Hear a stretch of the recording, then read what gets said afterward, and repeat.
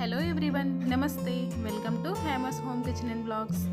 చేపల కూర, చేపల పులుసు, చేపల ఫ్రై ఇవి అందరం చేసుకుంటాం. కానీ చేపలతో ఇలా దమ్ బిర్యానీ ఎప్పుడైనా ట్రై చేశారా?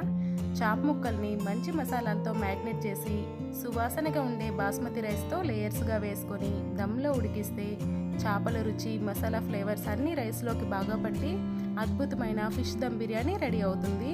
వీటిని సింపుల్గా ఇంట్లోనే ఎలా తయారు చేసుకోవాలో ఇప్పుడు చూసేద్దాం. కోసం ముందుగా ముళ్ళులు తక్కువగా ఉన్న చేపల్ని ఇలా ముక్కలుగా కట్ చేసుకొని ఇందులో పసుపు, సాల్ట్ వేసి శుభ్రంగా కడిగి తీసుకోవాలి. పసుపు, సాల్ట్ వేసి కడగడం వల్ల ఈ చేప ముక్కలు నీచు వాసన లేకుండా ఉంటాయి. ఇప్పుడు ఇందులో 1/2 టీ స్పూన్ పసుపు, 1/2 టీ స్పూన్ కారం, 1/2 టీ స్పూన్ వేయించిన ధనియాల పొడి, 1/2 టీ స్పూన్ చికెన్ మసాలా, రుచికి సరిపడే సాల్ట్, అలాగే ఒక చెక్క నిమ్మరసాన్ని ఇందులో పిండుకొని మసాలాలన్నీ చేప ముక్కలకు పట్టేలా బాగా కలుపుకోవాలి.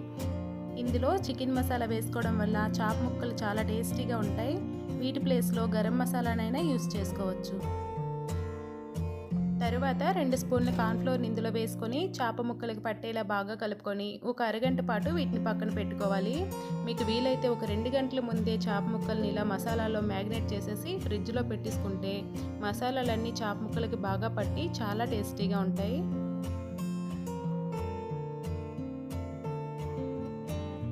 ఇప్పుడు రైస్ని నానబెట్టుకోవాలి. నేను ఒక పెద్ద గ్లాస్తో బాస్మతి రైస్ని తీసుకున్నాను. వీటిలో నీళ్లు పోసి 1-2 సార్లు శుభ్రంగా కడిగి మళ్ళీ ఇందులో రైస్ ములిగేలా నీళ్లు పోసుకొని ఒక అరగంట పాటు వీటిని నానబెట్టుకోవాలి.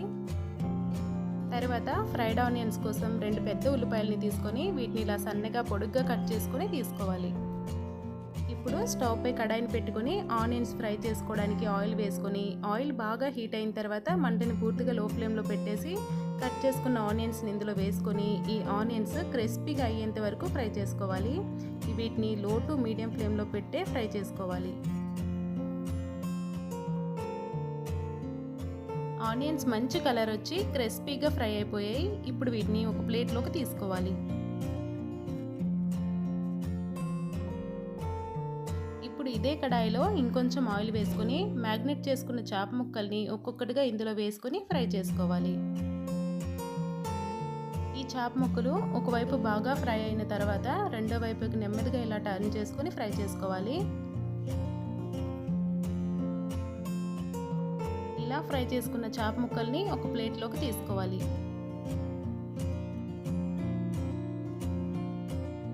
ఇదే విధంగా మిగిలిన చేప ముక్కల్ని కూడా ఇలా ఆయిల్లో నెమ్మదిగా వేసుకొని ఫ్రై చేసుకొని ఒక ప్లేట్లోకి తీసుకోవాలి.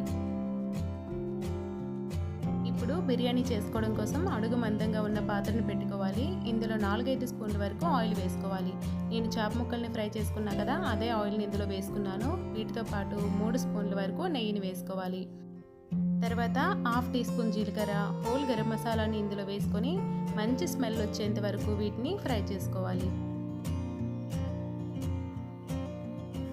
ఇప్పుడు ఒక మీడియం సైజు ఉల్లిపాయ ముక్కల్ని, 6-7 కారంగా ఉన్న పచ్చిమిర్చి ముక్కల్ని, సన్నగా తరిగిన కొత్తిమీర, పుదీనాని ఇందులో వేసుకొని ఈ ఉల్లిపాయ ముక్కలు కాస్త సాఫ్ట్గా అయ్యేంత వరకు ఇలా కలుపుకుంటూ ఫ్రై చేసుకోవాలి. తర్వాత ఒక స్పూన్ ఫ్రెష్గా దంచుకున్న అల్లం వెల్లుల్లి పేస్ట్ని ఇందులో వేసుకొని ఈ అల్లం వెల్లుల్లి పేస్ట్ అడుగు పట్టకుండా 1 నిమిషం పాటు వీటిని కలుపుకుంటూ ఫ్రై చేసుకోవాలి. బయట ప్యాకెట్స్ నుండి తెచ్చుకునే అల్లం వెల్లుల్లి పేస్ట్ కంటే ఇలా ఇంట్లోనే ఫ్రెష్గా దంచుకునే అల్లం వెల్లుల్లి పేస్ట్ యూస్ చేయడం వల్ల బిర్యానీకి మంచి టేస్ట్ వస్తుంది. ఇప్పుడు 2 పెద్ద టమాటోల్ని ఇలా ముక్కలుగా కట్ చేసుకొని ఇందులో వేసుకోవాలి. ఈ టమాటోలు పచ్చి వాసన పోయి సాఫ్ట్గా అయ్యేంత వరకు వీటిని ఫ్రై చేసుకోవాలి. మరోవైపు రైస్ని ఉడికించుకోవడానికి సరిపడే నీళ్ళను మరిగించుకొని ఇందులో 1/2 టీ స్పూన్ జీలకర్ర, 2 యాలకులు, 3 లవంగాలు, 1 స్టార్ ఫ్లేవర్, 1 చిన్న దాల్చిన చెక్కని వేసుకోవాలి. వీటితో పాటు 1 స్పూన్ అల్లం వెల్లుల్లి పేస్ట్ని, 2 స్పూన్ల సాల్ట్ని వేసుకోవాలి. ఈ నీళ్ళల్లో సాల్ట్ కాస్త ఎక్కువగానే వేసుకోవాలి, అప్పుడే రైస్కి సాల్ట్ బాగా పడుతుంది. అలాగే 1 చెక్క నిమ్మరసాన్ని ఇందులో పిండుకోవాలి.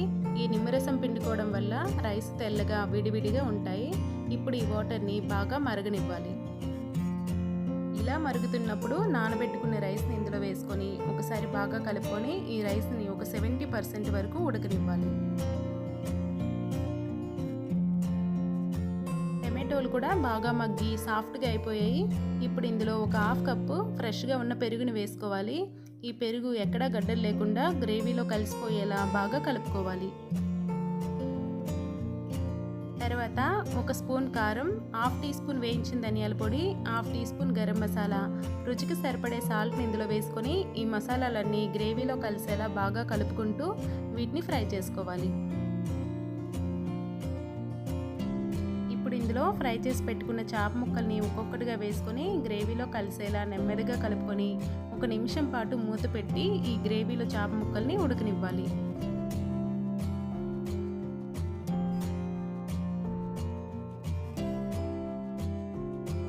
ఇలా ఉడికించుకున్న చేప ముక్కల్లో సగం చేప ముక్కల్ని ఇలా గ్రేవీతో పాటు ఒక ప్లేట్లోకి తీసుకోవాలి. మిగిలిన చేప ముక్కల్ని ఇలా సర్దుకొని వీటిపై 70% వరకు ఉడికిన రైస్లో సగం రైస్ని ఒక లేయర్గా వేసుకోవాలి. 70% అంటే రైస్ని మెదిపితే కాస్త పలుకుగానే ఉండాలి. అలా ఉన్నప్పుడే ఒక లేయర్గా వేసుకోవాలి. వీటిపై ముందు తీసి పెట్టుకున్న చేప ముక్కల్ని వేసుకోవాలి. అలాగే కొత్తిమీర తరుగు, పుదీనా, ఫ్రైడ్ ఆనియన్స్ని వీటిపై వేసుకొని మిగిలిన రైస్ మొత్తాన్ని ఇలా రెండో లేయర్గా వేసుకొని సమానంగా వీటిని సర్దుకోవాలి. ఇప్పుడు వీటిపై కొత్తిమీర తరుగు, పుదీనా, మిగిలిన ఫ్రైడ్ ఆనియన్స్ అన్నింటినీ వేసేసి తర్వాత చికెన్ మసాలాని కానీ లేదంటే గరం మసాలాని కానీ వీటిపై ఇలా చల్లుకోవాలి. అలాగే ఒక 2-3 స్పూన్ల వరకు నెయ్యిని వీటిపై వేసుకోవాలి. తర్వాత రైస్ని ఉడికించుకున్న వాటర్ని కొంచెం తీసుకొని ఇందులో 1/2 టీ స్పూన్ వరకు పసుపును వేసి బాగా కలుపుకొని బిర్యానీపై ఇలా వేసుకోవాలి. ఇప్పుడు వీటిపై కరెక్ట్గా సరిపోయే మూతను పెట్టుకోవాలి. లోపలి ఆవిరి బయటికి పోకుండా చూసుకోవాలి. ఇప్పుడు ఈ బిర్యానీని ఒక 20 నిమిషాల పాటు లో ఫ్లేమ్లోనే దమ్ చేసుకోవాలి. 20 నిమిషాల తర్వాత స్టవ్ ఆఫ్ చేసుకొని ఇలా మూత తీసి చూస్తే చూడండి, ఫిష్ దమ్ బిర్యానీ పర్ఫెక్ట్గా రెడీ అయిపోయింది. ఇప్పుడు వీటిని అస్సలు కలపకుండా ఒక 15 నిమిషాల పాటు వీటిపై మూత పెట్టి ఇలానే వదిలేయాలి. 15 నిమిషాల తర్వాత చూడండి, బిర్యానీ ఎక్కడ అంటుకోకుండా ఇలా విడివిడిగా పర్ఫెక్ట్గా రెడీ అయిపోయింది. ఇప్పుడు వీటిని కాస్త వెడల్పుగా ఉన్న పాత్రలోకి వేసి చూపిస్తాను. చూడండి, చాలా ఫ్లేవర్ఫుల్గా జ్యూసీ ఫిష్ పీసెస్తో మన ఫిష్ దమ్ బిర్యానీ రెడీ అయిపోయింది. ఒక్కసారి ఇలా చేసి చూడండి, చాలా టేస్టీగా ఉంటుంది. మరిన్ని టేస్టీ రెసిపీస్ కోసం ఛానల్ని సబ్స్క్రైబ్ చేసుకోండి.